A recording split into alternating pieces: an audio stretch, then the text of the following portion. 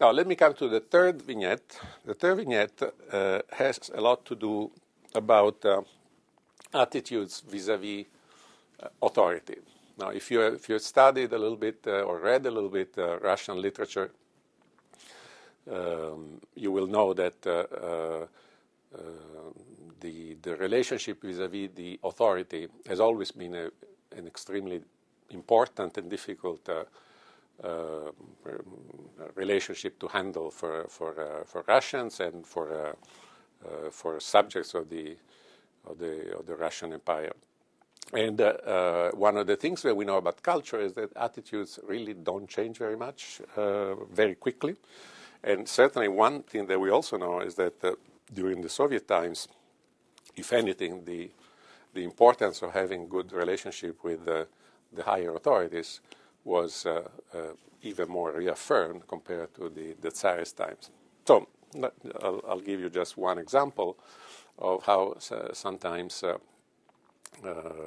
invoking a higher authority can get you out of trouble. But as they say, do not try it at home. So this is just a personal tale of once when I was with a bunch of colleagues and we were supposed to cross the Ukrainian-Belarusian border. And as we were driving towards the Belarusian border, one of our colleagues, female colleagues, was becoming increasingly pale. And as we were approaching the much feared border, we finally asked, what is going wrong? And she said in a very, very weak voice, my visa expired, and she had forgotten to renew the visa. Now, this was a bit of an embarrassment because we had, of course, traveled quite a bit, and we were expected in Minsk, so there was really no clear way to go back. But luckily, one member of my team, who is actually a local staff or someone who knows very well the local culture, said, don't worry, I will take care of it.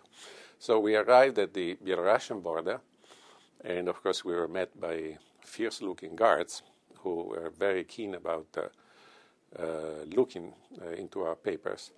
And but before they could start questioning us, my colleague and friend came out and he confronted them and he said with no uncertain voice, have you received the telex? And they said, no, which telex? What do you mean you have not received the telex? There is a visa that's waiting for our colleague here. And they were, of course, they didn't know what they were talking about, what he was talking about, but he was saying it in such an authoritative and steadfast way that they started doubting that there was indeed something wrong, that they'd done something wrong. So he insisted. He said, this is not possible. The highest authorities are expecting this group and you don't have the visa. This is unacceptable. So finally, after 5 minutes of this badgering, they relented and they let us through, including our colleague without a visa. Now, this was a very interesting exercise. I would not recommend it for you. If you don't have a visa and you show up at the border, just go back because you could be in trouble, because I don't think you could imitate the tone of voice and the severity that our Ukrainian colleague was inspiring in that particular case.